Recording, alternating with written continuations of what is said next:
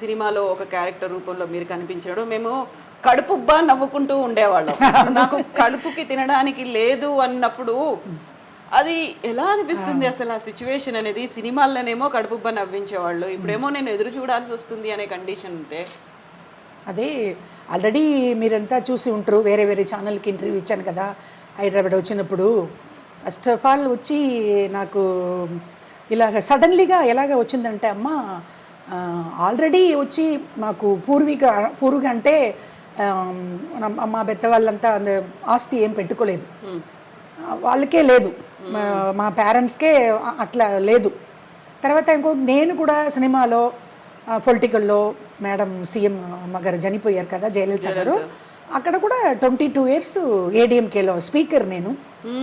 ఎంజీఆర్ గారు నాకు పేరు పెట్టారు వాసుకి అని, కానీ మన ఏపీ తెలంగాణలో నాకు పాకీజా అంటారు అందరూ. పాకీజానే, ఎందుకంటే ఏపీ తెలంగాణలో నాకు ఎక్కువ ఫ్యాన్స్, అందరూ అమ్మ అమ్మ అంటారు. ఎందుకు చెప్తున్నానంటే సడన్లీగా మొత్తం డబ్బులు పోయిందంటే ఏదో ఒక విధంగా పోయింది. నేను కూడా ఇది పెట్టుకోలేదు, ఏజ్ అయిన తర్వాత మనకి ఏదన్నా బ్యాంక్లో ఏదో ఒకటి సేవింగ్లో పెట్టుకోవాలి, అది నేను ఇక్కడ పెట్టుకోవాలి. సడన్లీగా ఇలాగ కష్టం వచ్చేస్తుందో ఏమో, ఏదో ఎవరన్నా చూసుకుంటారు చుట్టాలు, వాళ్ళు ఏదైనా చూసుకుంటారని నేను ఇది ఆస్తి మీద ఆశపడలేదు. అయితే అమ్మ, ఇప్పుడు మీరు ఒక జయలలిత గారి గురించి చెప్పారు. జయలలిత గారు విపరీతమైనటువంటి ఆస్తులు కూడా పెట్టారు, ల్యాండ్స్ మీద కావచ్చు, లేకుంటే బంగారం మీద కావచ్చు, మిగతా అవన్నీ. అలా ఫిల్మ్ ఇండస్ట్రీలో ఎవరికైనా డబ్బులు వస్తున్నాయి, రెమ్యునరేషన్ వస్తుంది అనుకుంటే సేవింగ్స్, ఇన్వెస్ట్మెంట్స్ ఇవన్నీ అంతమందిని చూసిన తర్వాత మీరెందుకు అలా సేవ్ చేసుకోవాలి, ఫ్యూచర్కి పనికి వస్తుంది అనిపించలేదు మీకు?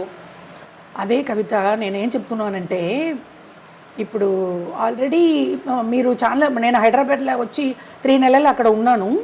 అప్పుడు కూడా చాలా యూట్యూబ్ ఛానల్కి అంతా ఇంటర్వ్యూ ఇచ్చాను.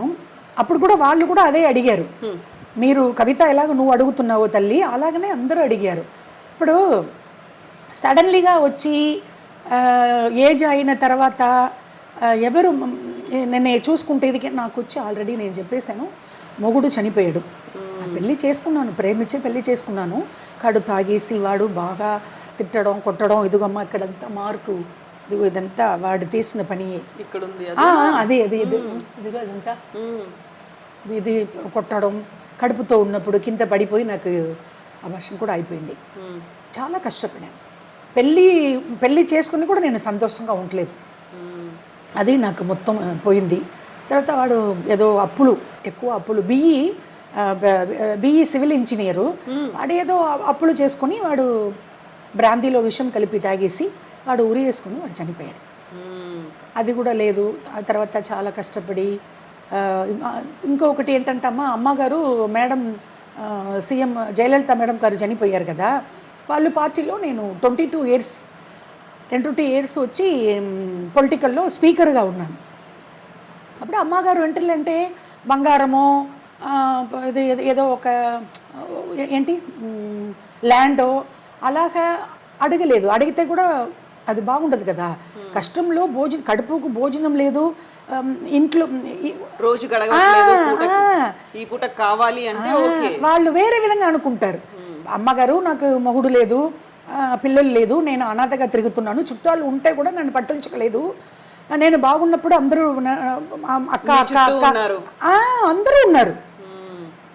అప్పుడు ఆల్రెడీ చాలా ఇంటర్వ్యూ ఇచ్చేసాను. ఇప్పుడు మన ఐ డ్రీమ్స్కి వచ్చి నేను ఇప్పుడే కదా ఫస్ట్, అది కూడా ఈరోజు సడన్లీగా వచ్చాను. ఇప్పుడు మీరు ఏదో అపాయింట్మెంట్ తీసుకుని వచ్చినట్టు అట్లా అనుకుంటారు మన వాళ్ళు. లేదు, సకీలా వచ్చి నాకు చిన్నప్పటి నుంచి, నేను అప్పుడు తమిళ్లో కౌంటమణి సెందులు అప్పుడు నేను యాక్ట్ చేసినప్పుడు సకీలా అప్పుడు వచ్చింది, ఫీల్డ్కి వచ్చింది. అప్పుడు చిన్నప్పటి నుంచి నాకు సకీలా పరిచయం. నేను మా పల్లెటూరు నుంచి కారైకుడి నుంచి వచ్చి ఇక్కడ 10 days అయింది మద్రాసుకు, ఒక పని మీద వచ్చి ఇంకా తిరుగుతున్నాను, ఏ పని జరగలే.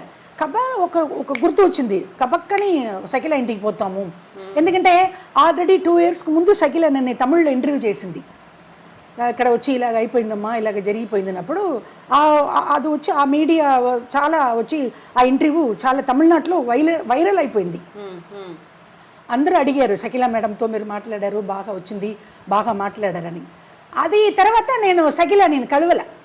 ఈరోజు ఇంటికి వెళ్ళా, మార్నింగ్ సడన్లీగా వెళ్ళాను, మద్రాసు వచ్చేసాము, కారైకుడిల నుంచి మనం వచ్చి ఇన్ని రోజులు ఇక్కడ స్టే చేసి సగిలని చూడలేకపోతే బాగుండదని సడన్లీగా వెళ్ళినప్పుడు అది మన ప్రోగ్రాముకు ఇక్కడ తయారవుతుంది. సెటప్ పెట్టుకుంటున్నా. అవును, స్నానం చేసి బయలుదేరుతుంది. అక్క కూర్చోండి రండి, నన్ను చూసి చాలా సంతోషం. అక్క ఎలాగ వచ్చారు అక్క, ఏంటక్క ఎక్కడ పోయారు, ఏంటి కారైకుడికి పోతే ఏంటి, నాకు ఒక కాల్ చేయట్లేదని బాధపడింది నన్ను చూసి. కూర్చోబెట్టి కాఫీ అన్ని టిఫిన్లో పెట్టి తర్వాత ఇలాగ నేను పరిచయం అయిపోయిందమ్మా ఇలాగ అన్నప్పుడు గబగబని తీసుకుని వచ్చేసింది ఇక్కడ. ఇప్పుడు మీరు అనుకున్నారా నేను వస్తానని మీకు తెలుసా? లేదు.